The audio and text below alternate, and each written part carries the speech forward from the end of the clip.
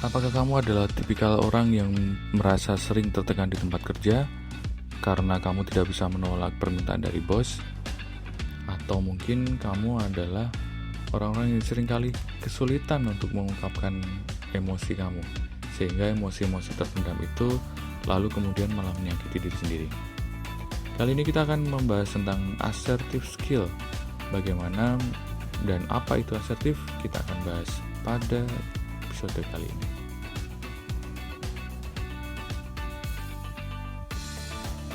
Kali ini kita akan bahas tentang assertive skill.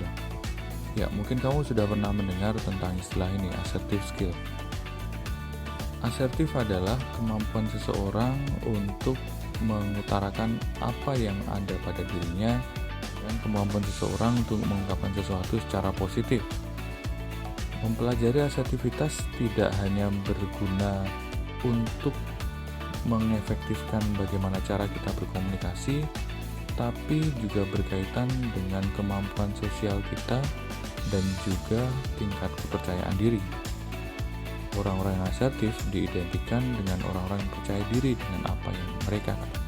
Menjadi pribadi asertif berarti kamu bukan hanya mementingkan tentang kepentinganmu sendiri saja, tapi juga memperhatikan kepentingan dari orang lain.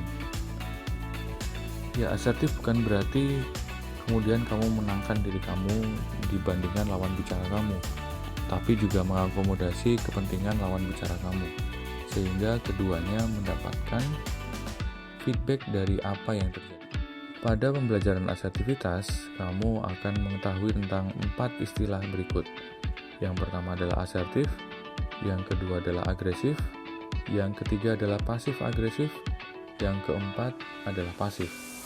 Kita akan bahas satu persatu. Yang pertama adalah agresif. Agresif berarti kamu ingin memenangkan diri kamu sendiri tanpa melihat lawan bicara kamu, sehingga apa yang terjadi adalah seringkali orang-orang yang agresif diidentikan dengan hal-hal yang sifatnya sarkastik, hal-hal yang sifatnya menekan orang lain, hal-hal yang sifatnya memenangkan diri sendiri, memunculkan ego. Orang-orang yang agresif cenderung ingin memenangkan diri sendiri pada situasi debat. Yang kedua adalah pasif. Pasif berarti kamu menarik diri kamu dan cenderung untuk menghindari konflik. Pasif berarti kamu menarik diri dari sesuatu hal. Artinya kamu tidak melakukan sesuatu dan kamu cenderung menjadi pihak yang kalah. Pada situasi pasif seperti ini, yang berbahaya adalah diri sendiri, karena kamu memendam emosi, kamu juga memendam perasaan yang seharusnya diungkapkan atau dikelola dengan lebih baik. Kemudian yang ketiga adalah pasif agresif. Berbeda dengan agresif atau pasif agresif pun juga berbeda dengan asertif. Pasif agresif berarti kamu menarik diri, tapi sebenarnya ada perasaan yang terlalu dipendam, yang pada suatu saat itu akan menjadi agresif.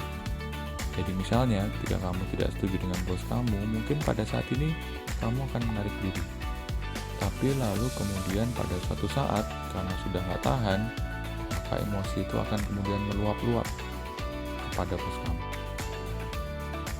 Pada posisi seperti ini, itu pun juga berbahaya, karena kita cenderung kehilangan kontrol atas emosi. Lalu apa keuntungannya menjadi seorang pribadi yang asertif? Keuntungan menjadi seorang pribadi yang asertif adalah yang pertama, kamu bisa mengungkapkan emosi kamu dengan baik. Ya, pada orang-orang yang asertif, mereka ketika merasa tidak nyaman, maka mereka bisa mencari waktu yang sesuai untuk mengungkapkan perasaan mereka. Tentu saja dalam kehidupan ini kadang-kadang kita tidak setuju dengan bos, dengan lingkungan sekitar kita, pasangan kita, atau mungkin orang-orang yang kita hormati. Orang-orang yang asertif tidak memendam perasaan-perasaan itu, tapi mengelolanya dan kemudian mengungkapkan perasaan mereka, apa yang mereka pikirkan dan mereka rasakan pada waktu yang tepat, sehingga mereka pun tidak memiliki beban emosi yang besar dalam diri mereka. Kemudian yang kedua adalah kita bisa mendapatkan feedback yang sebenarnya dari orang yang kita ajak untuk berkomunikasi. Menjadi jujur terhadap perasaan kita akan membuat orang lain memahami diri kita lebih baik, sehingga akan memberikan feedback yang lebih baik daripada kalau kita tidak memberikan penilaian yang baik pada orang tersebut. Kemudian yang ketiga adalah kemampuan mengatur emosi dengan baik. Tentu saja memendam perasaan, emosi, marah, sedih adalah hal-hal yang kurang sehat untuk mental kita. Semakin lama kita memendam, maka ada kemungkinan bahwa emosi itu malah akan semakin meluap-luap ketika nanti perlu disalurkan. Maka menjadi pribadi yang asertif akan berperan besar dalam pengelolaan emosi kamu. Lalu bagaimana cara menjadi seorang pribadi yang asertif? Yang pertama, ungkapkan apa yang kamu pikirkan atau rasakan. Misalnya, kamu sekarang sedang merasa kesal dengan seseorang, maka ungkapkanlah hal tersebut. Yang kedua, deskripsikan apa yang terjadi. Misalnya, kamu kesal dengan bos kamu karena bos kamu banyak memberikan pekerjaan pada kamu. Maka kamu bisa ungkapkan dengan kata-kata misalnya, saya merasa kurang senang, merasa tidak nyaman ketika bapak atau ibu memberikan banyak pekerjaan pada saya. Kemudian yang ketiga, kamu bisa mengatakan apa yang kamu butuhkan.